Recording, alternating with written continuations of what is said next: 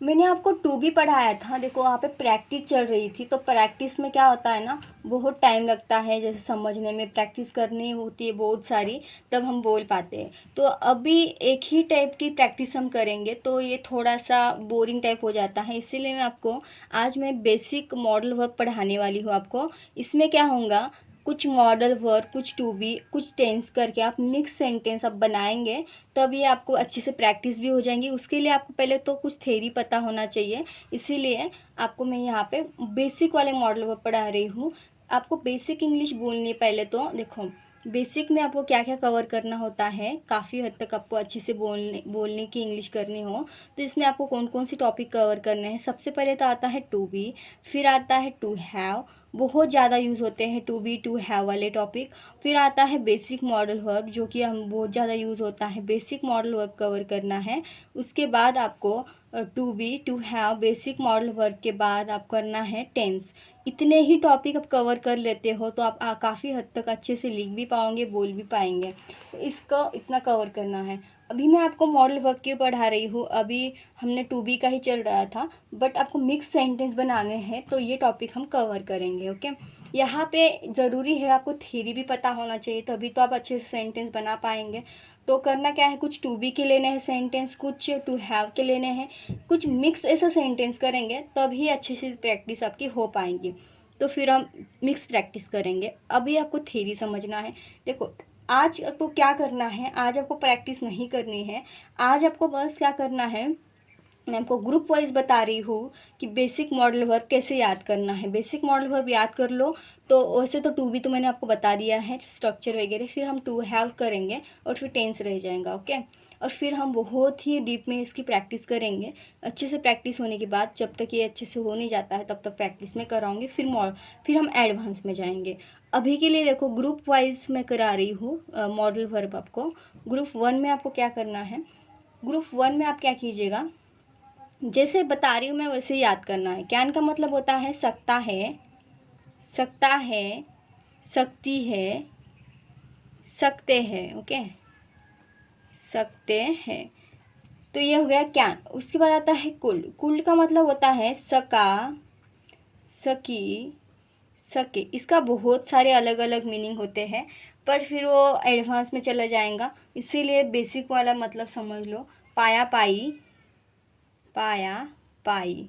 तो प्रैक्टिस करेंगे तो ये अच्छे समझ जाएंगे। अभी के लिए ऐसा ही याद कर लो। इसका एक मतलब होता है सकता है, सकता था, सकती थी पास्ट में। तो ये हो गया, वो एडवांस में होता है। तो इसे इस तरह से याद कर लो, कैन, कुड। ओके, उसके बाद है will be able to. Will be able to, will be able to का मतलब क्या होता है, सकूंगा, पाऊंगा। ओके, सकूंगा, पाऊंगा।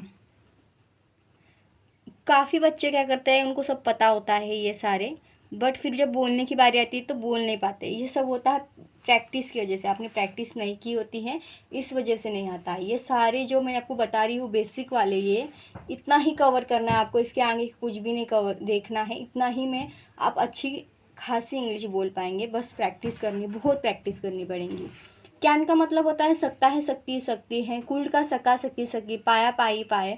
विल बी एबल टू का सकूंगा, सकूंगी, सकेंगे, या पाऊंगा, पाऊंगी, पाऊंगे। ओके, फिर आता है शुड। ग्रुप टू में क्या करना है, ग्रुप टू में आपको शुड, शुड का मतलब होता है चाहिए। कोई चीज़ आपको चाहिए, उसके लिए आप शुड का यूज़ करो। ओके, शुड, शुड का मतलब होता है चाहिए। एक और चाहिए होता है, आप इसको जोर देकर बोल रहे हो और आपको ज़रूर ही चाहिए, तो उसके लिए भी चाहिए ही यूज़ होता है। ओके, उसके लिए ज़रूर, ज़रूर चाहिए, ज़रूर चाहिए आपको, उसके लिए भी मस्ट का यूज़ होता है। ज़्यादा करके तो शुल्ड का यूज़ होगा, पर बहुत आप फोर्स करके बोल रहे हो तो मस्ट का यूज़ करें। ओके, तो सेंटेंस में बनाएंगे तो अच्छे से हो जाएगा। अभी के लिए प्रैक्टिस ये बस याद कर लो। ऑट टू का मतलब भी होता है चाहिए। ऑट टू का यूज़ ज़्यादा नहीं होता है, बट आपको यूज़ करना है। कब यूज़ करना है, रिस्पेक्ट के लिए, बड़े के लिए, बड़े के लिए यूज़ होता है। अभी मैं क्या बोल रही हूँ समझ में नहीं आएगा आपको, बट फिर भी आपको इसे समझना है। जैसे हम बड़ी की बात करते हैं, पेरेंट की, या फिर हमें ट्रैफिक रूल फॉलो करना चाहिए, तो इन सब के लिए हम ऑट टू का ही यूज़ करते हैं।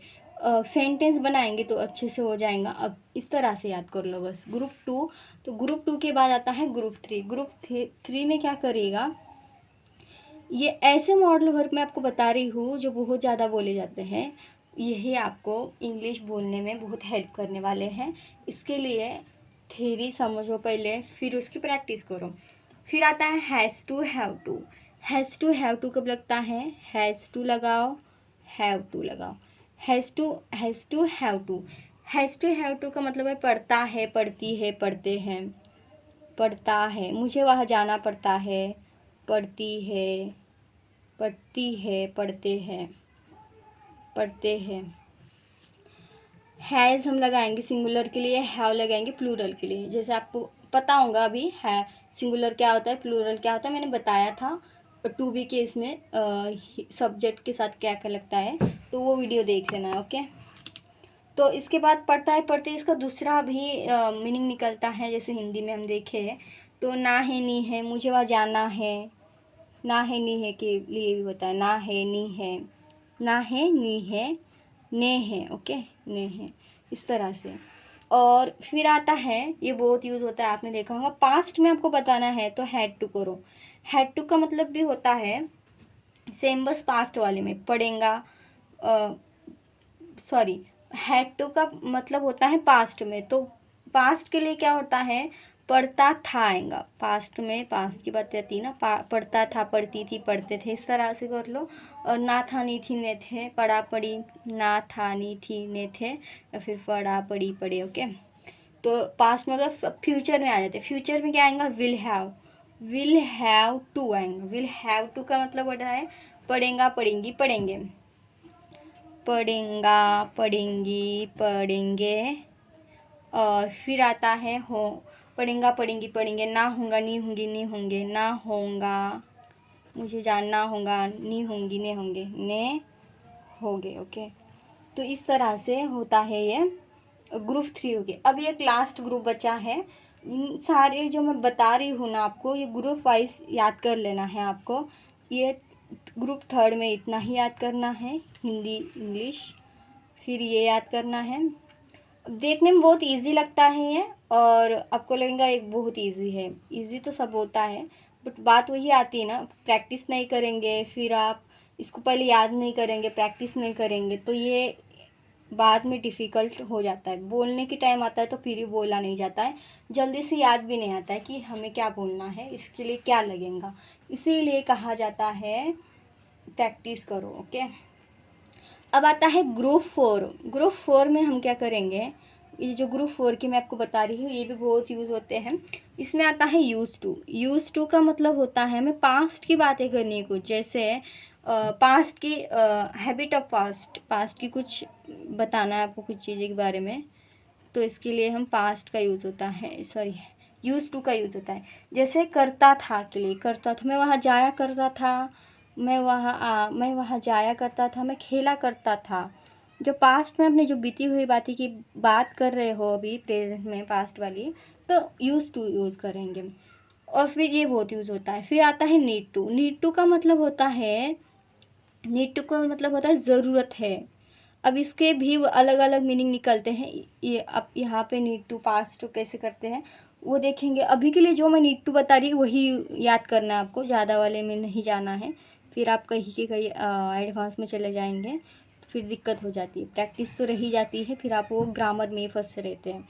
फिर आता है नीड टू। नीड टू के मतलब होता है ज़रूरत है, फिर यहाँ आवश्यकता है, आवश्यकता है। फिर आता है डेयर टू। डेयर टू का मतलब होता है मुझे बोलने की हिम्मत है, या फिर कुछ हिम्मत है आपको, कुछ साहस है, तो उसके लिए डेयर टू, हिम्मत है, साहस है। अभी ये आपको जिस तरह से मैंने दिया है वैसे याद कर लो। फिर हम क्या करेंगे, इसके सेंटेंस बनाएंगे, और भी अच्छे से क्लियर हो जाएगा। नेक्स्ट वीडियो में मैं आपको सेंटेंस बना के बताने वाली हूँ। देखो, अब देखो, टेंस तो काफ़ी बच्चे के याद होते हैं, पता होता है टेंस, फिर जब बोलने की बारी आती है तो नहीं होता है, इसीलिए इस टेंस की प्रैक्टिस करनी होती है। तो इस टेंस को मिक्स करके कुछ मॉडल वर्ब जो अभी पढ़े हैं हमने, याद किए आपने, अब जो अब याद करेंगे उनको मिक्स करके टेंस के कुछ कुछ मॉडल वर्ब को मिक्स करके बोलना है, कुछ टू बी के मिक्स करके बोलना है। ऐसे मिक्सिंग करके बोलेंगे, कंफ्यूजन नहीं होगा, जल्दी से बोलते आएगा। तो इसीलिए अब ये बेसिक टॉपिक है और इतना आपको कवर हो जाता है, थोड़ी बहुत आपको इंग्लिश समझ में भी आएंगी, बोलने भी आ जाएंगी। फिर इतना आपको आ जाएगा, फिर एडवांस लेवल का भी इजी तरीके से आ जाएगा। इसीलिए इसकी अच्छे से इसे थ्योरी समझो, थ्योरी समझने के बाद इसकी प्रैक्टिस करो और फिर ये ऑटोमेटिकली हो जाता है कुछ टाइम के बाद। समझ में आया होगा आपको। मिलते हैं नेक्स्ट वीडियो में।